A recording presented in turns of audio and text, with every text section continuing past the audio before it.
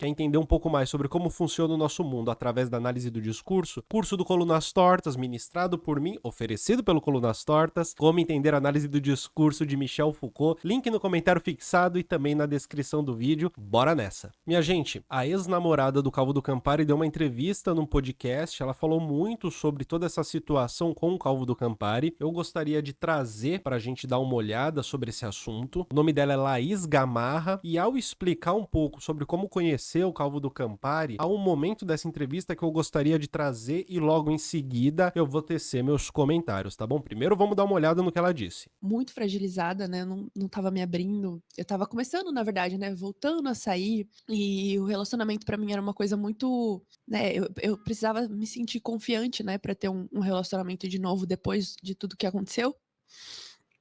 E quando ele falou comigo, né, antes da gente começar a sair, que foi quando a gente começou a de fato conversar, foi num dia que também tinha acontecido uma coisa muito ruim comigo, né, uma pessoa tinha me seguido na rua, e ele estava me gravando, essa pessoa na rua, e eu vi que ele estava gravando, eu falei, eu mostrei do medo pro cara, eu falei assim: "Meu, como que você tá, que você tá fazendo? Você tá me gravando, você", sabe, xinguei o cara, depois eu percebi, eu falei: "Meu, se ele estava dentro de um carro, né, e colocou o celular pra fora pra me gravar", e eu percebi, aí eu xinguei ele, eu falei: "Meu, ele tá de carro, imagina esse cara vir atrás de mim". Aí eu saí correndo, correndo, eu cheguei, eu estava bem perto da minha casa, né, mas eu cheguei correndo e gravei um stories indignada. Eu falei: "Gente, que é isso? Como que um homem faz uma coisa dessas?", sabe, uma coisa pavorosa. E ele viu esse meu stories, porque eu não falo que eu acompanhava, que eu via todos os vídeos deles, tanto que tem vídeo dele falando algumas coisas que eu fui ouvir agora.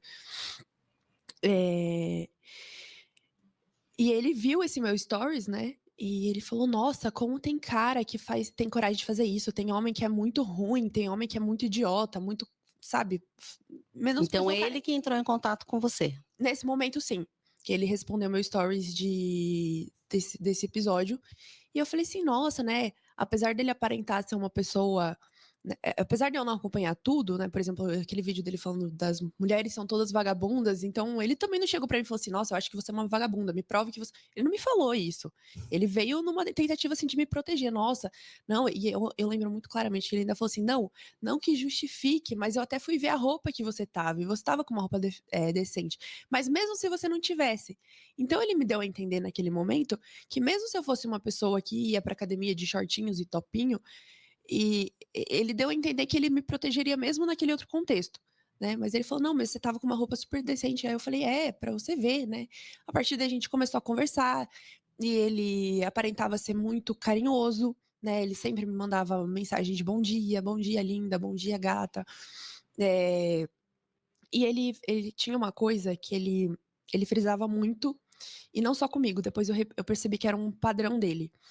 Ele sempre queria fazer muita questão de falar, ele mandava mensagem falando assim: "Não, pessoalmente eu sou outra pessoa, pessoalmente sou muito mais legal". Quando a gente encontra no primeiro dia que a gente saiu, que alguns homens tiraram foto com ele, apareceram 2 meninas, 2 mulheres, né, falaram: "Ah, eu conheço você da internet, eu não gosto de você". Ele ficou, eu não estou brincando, mas uns 20 minutos tentando convencer aquelas mulheres que ele não era quem ele era na internet. "Ah, eu tenho que falar isso porque meus seguidores acompanham, então eu tenho que, sei lá, chamar a atenção do público". Questão de mãe solteira, eu fiquei sabendo que ele já teve relacionamento com pessoas que têm filho. Então deu a entender pelas coisas que ele falava pessoalmente, que ele era um príncipe, sabe, abria a porta do carro, comprava chocolate, era assim. Ele era um personagem na internet, na vida real ele passou pra você que ele era uma outra coisa. É, até eu ver que na verdade a pessoa era um personagem, né, tanto que assim, quando ele me conheceu, O da internet era o real e o da vida real era o personagem. Mas vamos dar uma olhada aqui. eu fiquei muito preocupada, porque como eu sabia que eu estava num momento muito fragilizada e ele me encantou muito nesse momento, eu estava com muito medo de ter ficado cega, né, porque você se apaixona, você ignora algumas coisas, eu falei assim: "Eu preciso que ele conheça a minha família, porque a minha família vai ver o que eu não tô vendo", né, a família. E quando ele conheceu a minha família, ele manteve tão bem esse personagem, né, que pessoalmente ele me tratava na frente da minha família, sabe, eu era, sabe, parecia que eu era uma princesa. Minhas amigas comentaram: "Nossa amiga, seu namorado ele sabe conversar, ele te trata super bem". E os homens da sua família?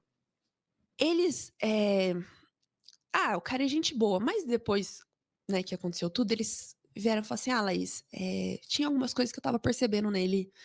Não, é claro que a gente não imaginava que ele ia fazer isso, né, tanto que teve uma pessoa que falou assim: "Laís, ele não enganou só você, ele enganou todo mundo". Engenheiros de obra pronta, mas vamos escutar aqui. Porque a gente não imaginava que ele ia ter coragem de fazer isso com você. Ele enganou toda a nossa família. E só que algumas falas, assim, dele, eh, eu não, questão financeira, né, questão de ofertas que ele recebia por trabalhos na internet, que a gente falava assim: "Tá, mas se ele recebeu essa proposta tão boa, por que que ele tá tão, assim, apertado com dinheiro?". Então eram coisas que na minha cabeça não, você via que era estranho, mas você não pensa: "Ah, tudo bem", às vezes é uma pessoa que tem um pouco de vergonha, né, que tem alguma insegurança, mas você não imagina que um dia ele vai te espancar. Antes de chegar nesse dia, eu vou falar agora do que tá rolando na internet, tá? Aí a gente ouve lá, nossa, mas eu vou falar do lado que te ataca, tá bom? Uhum. Ela era muito apaixonada, na verdade ela sabia quem ele era. Essa história de se apaixonar logo no começo, aquela coisa do o love bomb, Love bombing, love bomb, né? era isso. Nossa, que todo mundo se ama, todo mundo isso e aquilo, e que você queria pegar onda na fama dele. Gente, não, não. Tanto que uma das conversas que a gente teve, eu fechei meu perfil e eu falei pra ele: eu não quero que você me poste no seu perfil profissional, porque o meu Instagram tem a minha família, eu tenho crianças pequenas, eu tenho sobrinhos, a minha Você família. sempre posta com seus sobrinhos, Eu né? sempre posto coisa com eles. Eu falei assim: eu não quero que pessoas mal intencionadas venham, ou bem, pessoas que não me conhecem, que não conhecem a minha família, que entrem no meu perfil pra me futricar. Então eu fechei a minha conta e pedi pra ele não me postar no profissional. Eu falei: se você for postar, tudo bem, posta no pessoal, porque também não tem como eu impedir, né? No pessoal era uma conta bem menor, tinha, ok, 40 mil seguidores, mas no profissional. Falei: não, você quer que eu apague o comentário? Eu apago, mas não tem nada a ver, ele é meu professor, não tem intenção nenhuma, pelo amor de Deus. Você me conhece, você sabe que eu sou uma pessoa carinhosa. Agora ela vai contar de uma situação que aconteceu um tempo antes da agressão. Vamos dar uma olhada rapidinho e a gente já vai para os comentários. Um tempo antes, ele. Eu vou contextualizar para ver pro dia da briga chegar.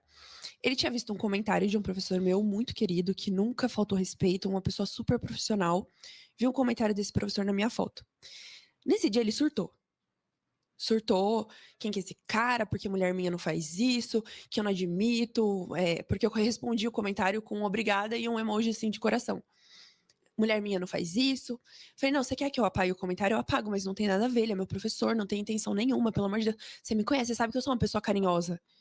Eu não sou carinhosa assim, A, com B, com C, e Com todo seletiva. Eu mundo. sou carinhosa com todas as pessoas. Não, isso não existe. Enfim, tivemos uma briga horrível, beleza, passou. Aí ele. Essa briga horrível, a que ponto que ele chegou a te ofender nessa briga horrível? Não chegou a me Não ofender. chegou. Não me ofendeu. Só que aí o que ele fez? Que já foi meu primeiro, assim. Meu primeiro. O sinal alerta mais assim. Porque antes era aquela coisa que você só fica mais atenta, mas esse foi um sinal vermelho. Que ele falou assim: eu quero entrar no seu Instagram e eu vou ver todo mundo que você segue. Controle. Controle. Ele pegou o meu celular e ele foi dando um follow em pessoas. Eu falei assim: não, mas eu trabalhei com essa pessoa. Não quero saber. Não quero saber de professor, não quero saber de homem, não quero saber. Tanto que às vezes alguns amigos meus vieram me mandar mensagem depois. Eu falei assim: cara, eu nem sei se ele te removeu. Se eu não respondi alguma coisa, é porque ele tirou pessoas do meu Instagram, bloqueou pessoas do meu Instagram. E eu não sabia, porque, como eu já tava vendo que ele era uma pessoa insegura, eu falei: bom, de repente, se ele fizer Mas isso. o cara é red pill, cara. Ele é super seguro. Era o que todo mundo. Quando eu contei isso pra minha família, Ele é super eles ficaram seguro. assim: mas, gente, ele não é o cara super seguro que fala de masculinidade, era pra ele ser tão dono de si? Por que ele tá Toda mulher é entrando no seu vagabunda, tem que provar pra ele que não é, tipo assim. É isso aí, gente. Vamos para os comentários aqui, tá? Essa é a Laís Gamarra. Ela deu essa entrevista no podcast Crimes e Efeitos. E eu gostaria de aproveitar esse mote para falar de algo que eu acho importante, que talvez seja até um pouco desafiador. não é que o calvo enganou a todo mundo, é que, em geral, a gente é criado, fabricado, para não ver problema em figuras como o calvo do Campari. Se o cara bate papo de um jeito simpático, já lhe é dado o benefício da dúvida. E isso acontece por conta de uma coisa, e aqui eu vou falar de machismo e discurso. O machismo entendido como discurso machista não é só aquilo que sai da boca de um homem preso em determinados preconceitos. Eu diria até que não se trata de um preconceito, inclusive, mas da própria forma como nós nos tornamos sujeitos, das possibilidades que a gente tem de ser em sociedade e das formas como nós interpretamos o mundo. O que eu quero dizer é que um discurso machista não é somente aquilo que alguém fala com a intenção de diminuir mulheres, inferiorizá-las, colocá-las num status inferior das relações de trabalho, familiares, etc. Não tem muito a ver com as intenções. Eu acho necessário compreender aqui que não é possível ler a mente das pessoas, saber o que elas pensam, nem saber quais são suas intenções, nem com técnicas supostamente científicas, nem com senso comum, muito menos, né? E nem perguntando para a própria pessoa, pois nada mais fácil do que mentir, né? A única coisa que a gente sabe quando alguém fala sobre as suas intenções é o que ela está falando sobre as suas intenções. E a única coisa que a gente tem de fato é a realidade concreta, as práticas, aquilo que de fato se faz. E falar também é fazer. O discurso machista é essa forma de fazer, seja através de uma conversa entre pais e filhos, né? Pai, mãe, filho, filha, dentro de casa, seja por música, seja por filmes, publicidade, seja numa sala de aula, seja nas conversas amistosas entre adolescentes, crianças ou adultos, seja através da comunicação que acontece sem emissão de nenhuma palavra, que a todo momento nos insere num mundo de significados em que a submissão feminina é sempre reafirmada, mesmo que indiretamente. Porque não precisa ser direto. Discurso não é a mesma coisa que propaganda. É por ser um discurso que preenche de sentido as diferentes práticas sociais que a gente tem no dia a dia. Por exemplo, uma escolha pela família tradicional ideal, com o homem trabalhando e a mulher em casa cuidando dos filhos. Mesmo sendo uma escolha consentida, de boa, eles acordaram, o casal, eles chegam no acordo. A gente quer fazer assim. Essa escolha consentida, ela ainda é parte integrante de um discurso machista, independentemente de ser uma escolha individual, independentemente do consentimento entre as partes. Porque o discurso é aquilo que permite esse tipo tradicional de família possa existir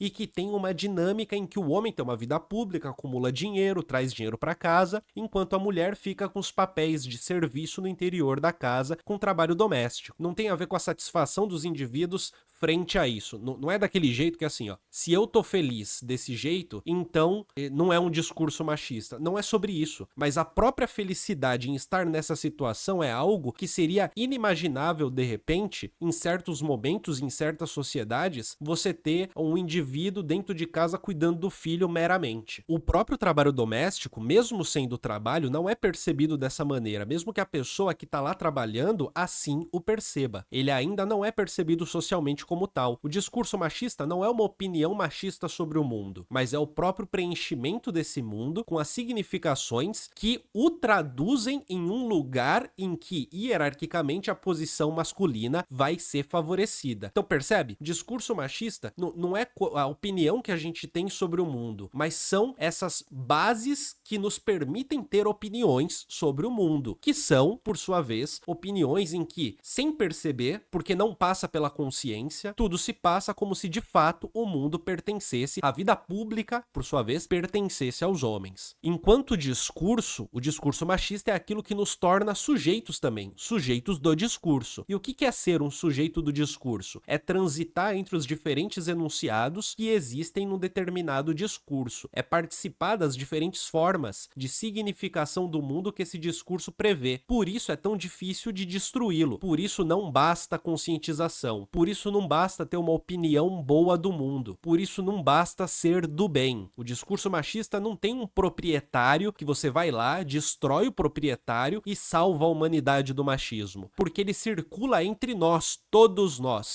e todas, no dia a dia, a cada prática social, a cada momento. A mera presença física, ela já traduz uma possibilidade de significação de nós pelo outro enquanto parte integrante de um sistema complexo machista. É justamente por isso que o discurso machista constitui homens e mulheres. Dentro da dinâmica de gênero, os transforma em homens e em mulheres, ou os exclui dessas dinâmicas, os estigmatizando. Dessa forma, não existe uma enganação do Calvo da Campari. O Calvo da Campari, ele não é um enganador, ele é completamente adequado ao fluxo de significações do nosso cotidiano. Não é que ele enganou, é que a própria masculinidade ideal passa pela ideia do homem que é bem apessoado, simpático, nas conversas casuais, e essa mesma masculinidade abre espaço para a existência de uma dupla personalidade, uma na vida pública e uma completamente diferente na vida privada. Uma na rua e outra diferente na casa, nos diria, por sua vez, Roberto da Mata. É razoável que se compreenda e que se aceite que há um personagem do Calvo nas redes sociais, no trabalho, e um Calvo completamente diferente, gente fina, né, na vida privada. Assim como homens e mulheres também são constituídas por esse discurso. Parece muito razoável isso tudo. O que eu quero dizer é que cogitar uma culpa na péssima escolha de parceiro feita por ela é assumir que se ela tivesse consciência de quem ele é, essa escolha nunca seria feita, ignorando o fato de que muitas vezes falar esse tipo de groselha que o Calvo fala é entendido como parte inerente da masculinidade. Homem é assim mesmo. Os irmãos dela não foram enganados pelo Calvo, eles simplesmente viram um homem meio que normal. O que eu quero dizer é que o Calvo não é um crápula enganador, ele é um homem do nosso tempo. Somente um homem e demasiado homem. A partir dessa visão discursiva, a gente começa a compreender que não há nenhuma necessidade de investigar ou de considerar os problemas psicológicos do Calvo para ele fazer o que faz, dizer o que diz, ou os supostos problemas psicológicos da Laís, da vítima, para ter se tornado a sua namorada. A vítima foi uma vítima de agressão e é isso, ponto final, foi isso que aconteceu. E o Calvo foi um agressor, ponto, foi isso que aconteceu. Talvez questões psicológicas possam ser levantadas para se compreender como as coisas aconteceram da maneira como aconteceram, como os indivíduos compreendiam as dinâmicas particulares da relação que eles tinham e talvez até mesmo para que os indivíduos que participaram, principalmente a vítima, consiga perceber o mundo, a realidade, as relações de um jeito em que talvez possa se proteger um pouco mais dessas situações limite, de um jeito que lhe possa ajudar, né, numa terapia, numa clínica, algo nesse sentido, pensando em saúde. Mas não é esse o levantamento que nos permite compreender a própria dinâmica fundamental que permite, por sua vez, a relação entre homens e mulheres da maneira como ela é regularmente, que permite que a gente compreenda que o Calvo é só um homem normal, um homem normalizado, inclusive, inserido perfeitamente no discurso machista, provavelmente a vida toda desde a tenra infância. Talvez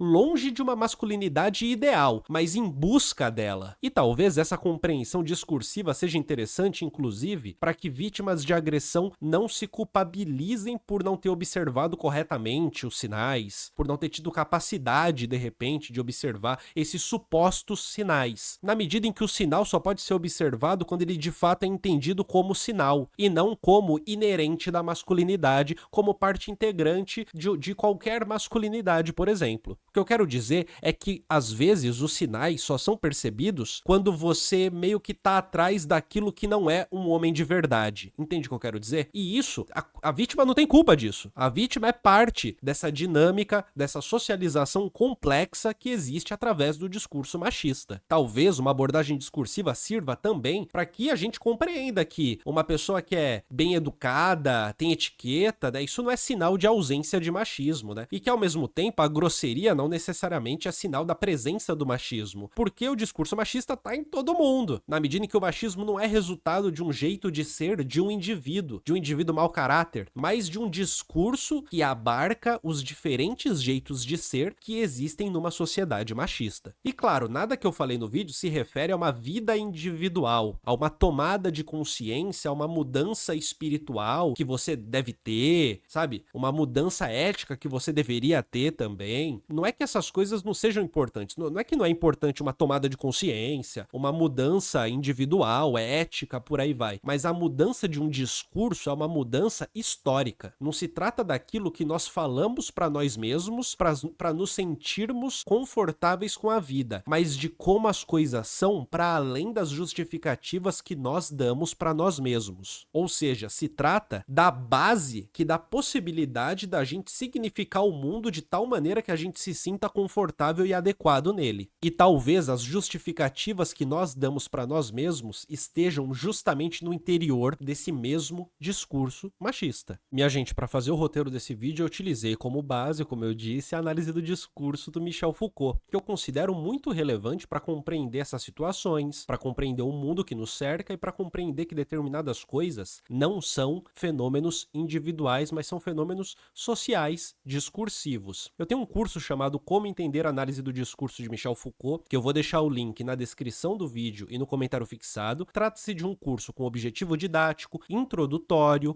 com certificado, abordando os temas fundamentais da análise do discurso Foucaultiana. Você vai entender o que é o discurso, o que é o sujeito do discurso, uma formação discursiva, o que são estratégias discursivas, entre outras coisas. Ao se inscrever no curso, você também tem acesso livre a mim para matar suas dúvidas caso você queira. Colunas Tortas é uma iniciativa independente que só existe porque vocês estão sempre aqui comigo, e se você gosta do meu conteúdo e quer apoiar o Colunas Tortas, financie se inscrevendo no curso, aprenda Foucault e se aprimore nos estudos do discurso nesse curso introdutório com objetivo didático. Um grande abraço e um beijo a todas e todos.